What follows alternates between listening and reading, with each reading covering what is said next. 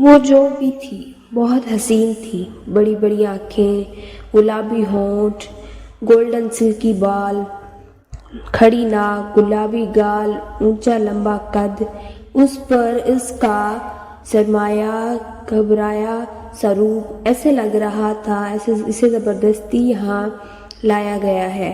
حیدر سکندر لڑکیوں کا چارم اور اونچا لمبا قد، کشادہ پیشانی، صاف رنگت، ویل سٹیٹس، اس پر اس کا مغرور انداز ہر کسی کو اپنی طرف کھینچ لیتا ہے۔ آج وہ یہاں اپنے دوست کے ولیمہ کی تقریب میں آیا تھا۔ اب وہ الگ تھلگ ایک کونے میں کھڑا موبائل پر بات کر رہا تھا، تبھی اس کی نظر اس پری پیکر پر پڑی۔ موبائل میں دوسری طرف موجود شخصیت ہیلو ہیلو کرتی رہی، لیکن یہاں کس کو ہوش تھا؟ اسے آج پتہ چلا تھا کہ پہلی نظر کی محبت کسے کہتے ہیں۔ وہ آ کر ایک ٹیبل پر بیٹھ گئی، کندھے سے دلکتے اپنے دوپٹے کو بار بار ٹھیک کرتی، ہونٹ کا ایک کونا دانتوں میں دبائے۔ لگ رہا تھا کہ وہ اتنے سارے لوگوں کے درمیان کنفیوز ہو رہی ہے۔ حیدر سکندر کے ہونٹوں پر آپ ہی آپ مسکراہٹ دوڑ گئی۔ اس نے فون کاٹ کر جیب میں ڈال لیا اور اس سے ایک ٹیبل چھوڑ کر بیٹھ گیا۔ اس کے ساتھ موجود سوبر سی خاتون، جو دیکھنے میں اس کی دادی یا نانی لگ رہی تھی، اسے کچھ کہا، لیکن اس نے نہ میں سر ہلا دیا۔ سکندر کو اپنے دوست نے سٹیج پر آنے کے لیے بولا۔ وہ جب سٹیج سے نیچے اترا تو اس نے اس ٹیبل کی طرف دیکھا، لیکن وہ اسے کہیں نظر نہ آئی۔ اس نے چاروں طرف نظر دوڑائی، لیکن وہ اسے کہیں نظر نہ آئی۔ اسے اپنے دوست پر بھی غصہ آنے لگا، جس نے اسے غلط وقت پر بلایا۔ اس کے لیے اب اس فنکشن میں کوئی کشش باقی نہیں رہی تھی۔ وہ اپنے گھر کے لیے نکل گیا۔ اس کی سیاہ مرسیڈیز جب گیٹ سے اندر داخل ہوئی تو بھاگ کر باور دی۔ سیکیورٹی گارڈ نے اس کی سائیڈ والا دروازہ کھولا۔ وسیع و عریض گیراج میں اس وقت ایسی 2 گاڑیاں اور کھڑی تھیں۔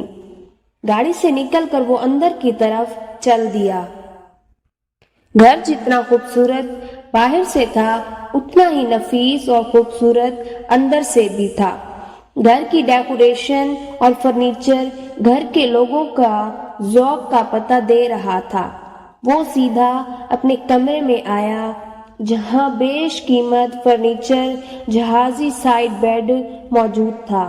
کمرہ بہت نفاست سے سجا ہوا تھا۔ وہ فریش ہو کر واش روم سے نکلا تو دروازے پر دستک ہوئی۔ آ جائیے خان بابا۔ بیٹا جی، کھانے کے لیے کچھ لاؤں؟ نہیں خان بابا، میں کھا کے آیا ہوں۔ آپ کو کتنی بار بولا ہے کہ میں جب لیٹ ہو جاؤں تو آپ سو جایا کریں۔ بیٹا جی، کیا کروں، مجھے نیند نہیں آتی جب تک آپ آ نہ جائیں۔ اچھا چلیں ٹھیک ہے، آپ جا کر سو جائیں۔ حیدر سکندر نے سونے کے لیے لیٹا تو وہ چہرہ ایک بار پھر سے آنکھوں میں آ سمایا۔ میرال میری جان، نانی کے پاس آؤ۔ جی نانی۔ پھر پتہ ہے، آج بہت سے لوگ تمہارے بارے میں پوچھ رہے تھے۔ اب میں جہاں بھی جاؤں گی تم میرے ساتھ چلو گی۔ نہیں نانو، مجھے نہیں جانا۔ سب لوگ گھور گھور کر دیکھتے ہیں، اور پھر جب پتہ چلتا ہے کہ میرے ماں باپ نہیں ہیں تو ترس بھری آنکھوں سے دیکھتے ہیں، تب مجھے اچھا نہیں لگتا۔ بیٹا، میری زندگی کا کوئی بھروسہ نہیں۔ میں چاہتی ہوں میں جلد سے جلد تمہیں اپنے گھر کا کر دوں۔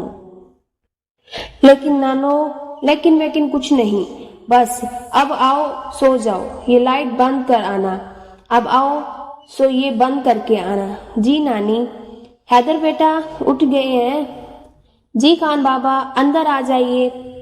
بیٹا جی، نیچے بڑے سائی آئے ہیں، گاؤں سے آپ کو بلا رہے ہیں۔ दादा जी आए हैं। जी। ये सुनते ही हैदर दौड़ने की अंदाज में नीचे पहुंचा। दादाजी, आप बगैर बताए मुझे बता तो देते, तुम्हें बता देते तो तुम्हारे चेहरे पर ऐसी खुशी कैसे देखता।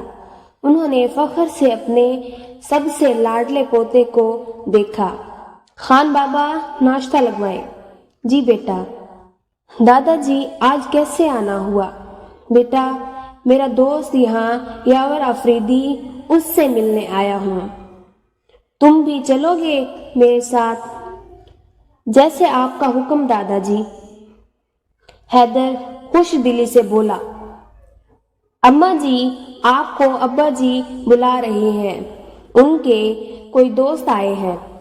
सुरैया बेगम को अपनी बड़ी बहू पलवशे ने आकर बताया। बहू, मैं आ रही हूँ, जरा मिराल को तो बुला दो। जी अम्मा जी। ये कहकर वो बाहर निकल आई और आकर किचन में, मिराल तुम जाओ, तुम्हें अम्मा जी बुला रही हैं। उसके किचन से जाने के बाद पलवशे बेगम ने अपनी देवरानी साजिदा बेगम से, चलो फिर से शुरू हैं नानी नवासी के ड्रामे। बहुत से लोगों के सामने इसको लेके जा चुकी हैं, लेकिन क्या फिर वही मैं कहती हूँ, सिर्फ शक्ल नहीं होती। आजकल बच्चियों में एतमाद भी होना चाहिए। लेकिन ये लड़की दो लोगों को देखकर बेहोश होने लगती है। पलवशे ऐसा नहीं बोलते, बिन माँ बाप की बच्ची है। हम भी बेटियों वाले हैं, अल्लाह इसके नसीब अच्छे करे। सुरैया बेगम मिराल के हमरा डाइनिंग रूम में दाखिल हुई। यावर अफरीदी के जिगरी दोस्त शहबाज खान मौजूद थे। सुरैया बेगम ने उनसे मिलकर खास तौर पर मिराल से मिलवाया। वो अक्सर आते रहते थे, घर की सारी बच्चियों से मिले हुए थे, लेकिन मिराल से आज पहली बार ही मिले थे। शहबाज, ये मेरी नवासी है।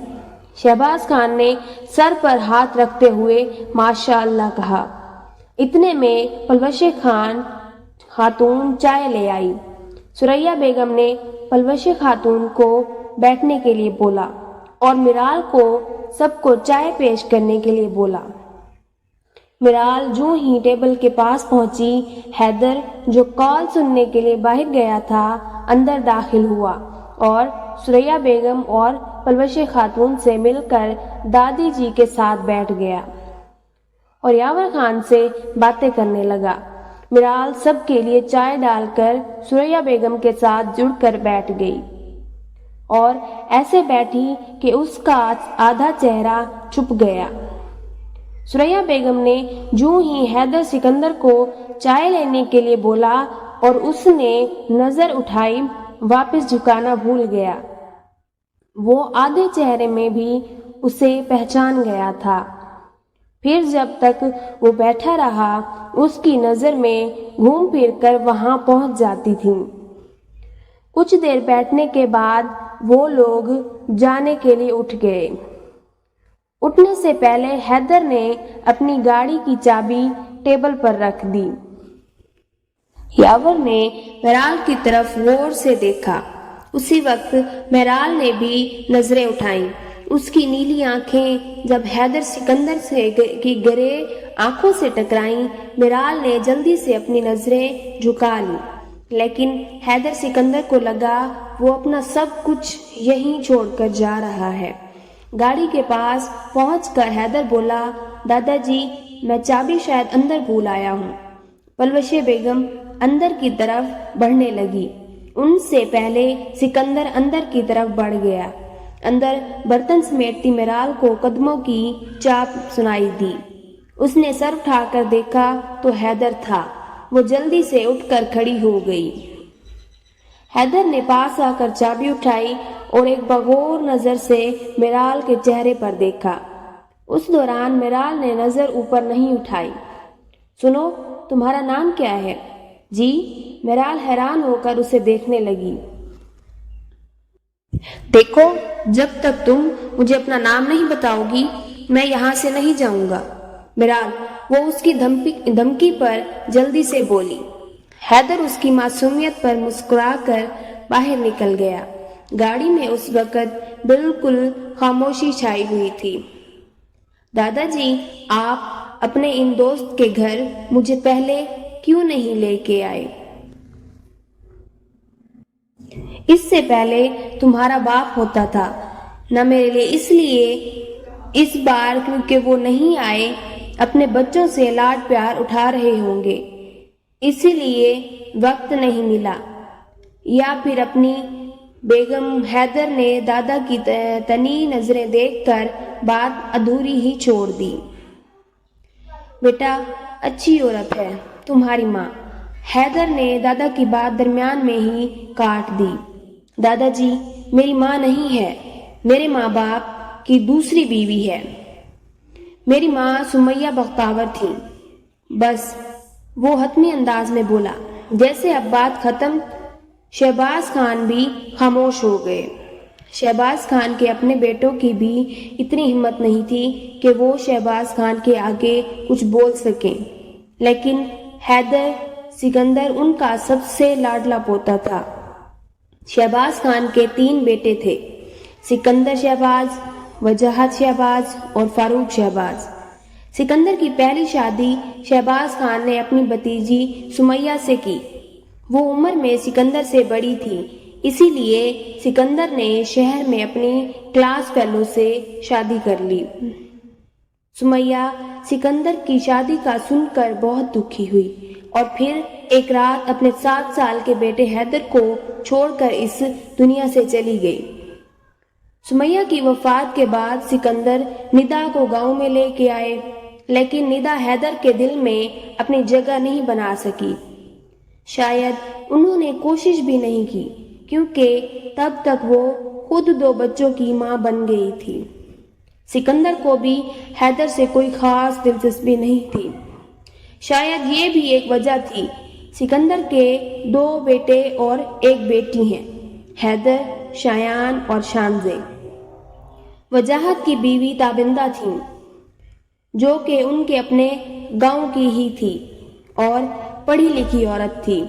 ان کے 2 بیٹے تھے، عمر اور علی۔ عمر MBA کر رہا ہے، جبکہ علی CA کر رہا ہے۔ سب سے چھوٹے فاروق نے بھی اپنی پسند سے شہر سے شادی کی ہے اور وہ کراچی میں ہی رہتے ہیں۔ ان کی 2 بیٹیاں اور 1 بیٹا ہے۔ ان کی بیوی شہانہ کو گاؤں پسند نہیں۔ ان کی بڑی بیٹی زویا MSc کر رہی ہے، چھوٹی شہوار FSc میں ہے، جبکہ بیٹا وباج ابھی میٹرک میں ہے۔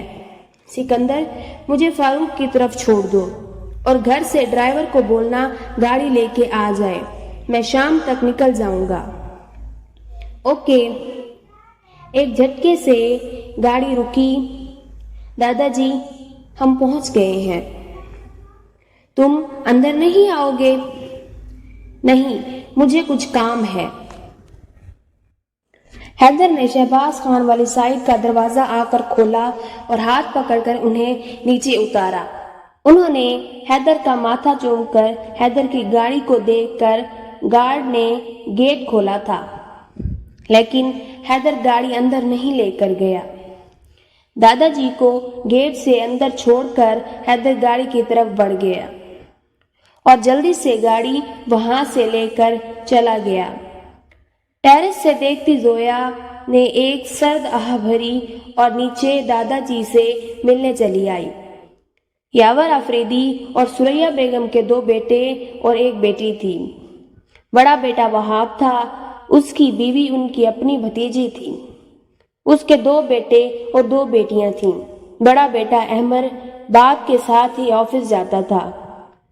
دونوں بھائیوں کا مشترکہ کپڑے کا کاروبار تھا۔ چھوٹا بیٹا عاطر بھی MSc میں تھا اور بیٹی زوہا FSc میں تھی۔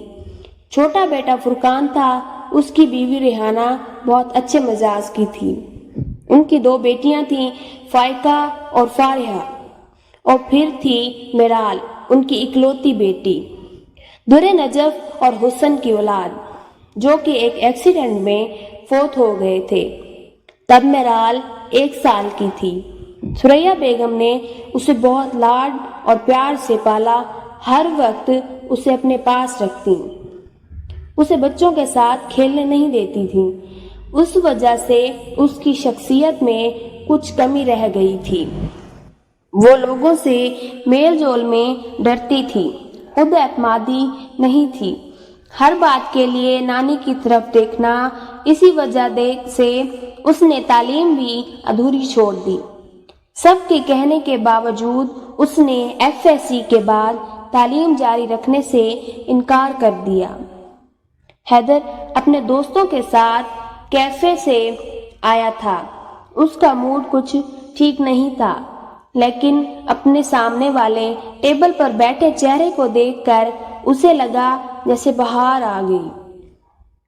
کالے کپڑے جن پر سلوار نگینوں کا کام کیا ہوا تھا اور دوپٹہ سر پر جمائے وہ حیدر کا چین سکون لے گئی۔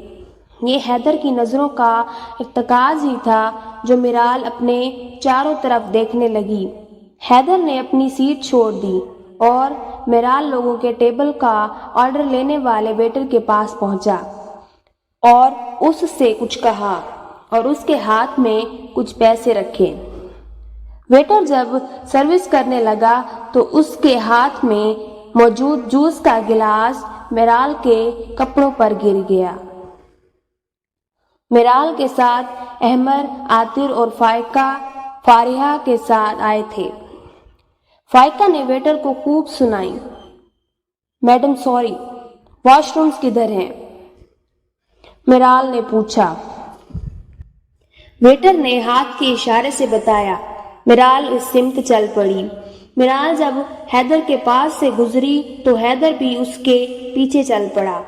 واش روم جب تک میرال اپنے کپڑے صاف کرتی رہی تب تک حیدر پیچھے دیوار ساتھ ٹیک لگائے اسے دیکھتا رہا۔ وہ جوں ہی پلٹی حیدر کے سینے سے جا لگی۔ وہ جلدی سے پیچھے ہو گئی۔ حیدر نے اس کے گھبرائے ہوئے چہرے کو بڑی فرصت سے دیکھا اور پھر اس کے ہاتھ میں موجود اس کا موبائل اس کے ہاتھ سے لے لیا۔ موبائل لاک تھا۔ اس نے موبائل اس کے ہاتھ میں دیا تو اس نے جلدی سے لاک کھول کر دے دیا۔ وہ سوچ رہی تھی کہ کوئی موبائل چور ہے، اس لیے بالکل خاموشی سے کھڑی تھی کہ موبائل بے شک لے لے لیکن اسے جانے دے۔ حیدر نے اس کے موبائل میں اپنا نمبر سیو کیا۔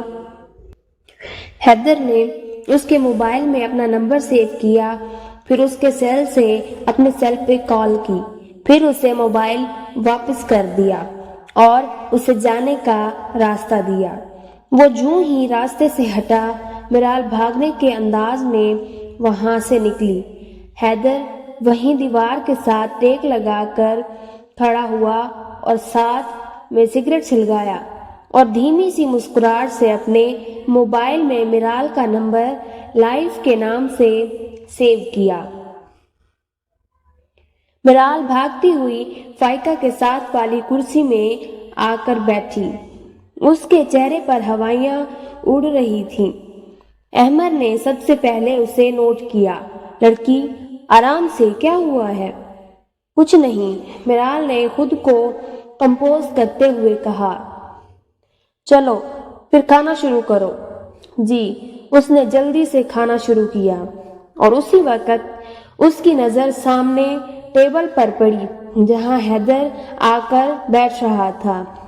میرال اسے دیکھ کر بہت ڈر گئی اور فائقہ کے پیچھے چھپنے کی ناکام کوشش کرنے لگی۔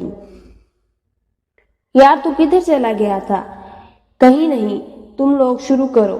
کھانا کھاتے ہوئے بھی حیدر کی نظریں میرال کے چہرے کا طواف کرتی رہیں۔ پھر وہ لوگ کھانا کھا کر چلے گئے۔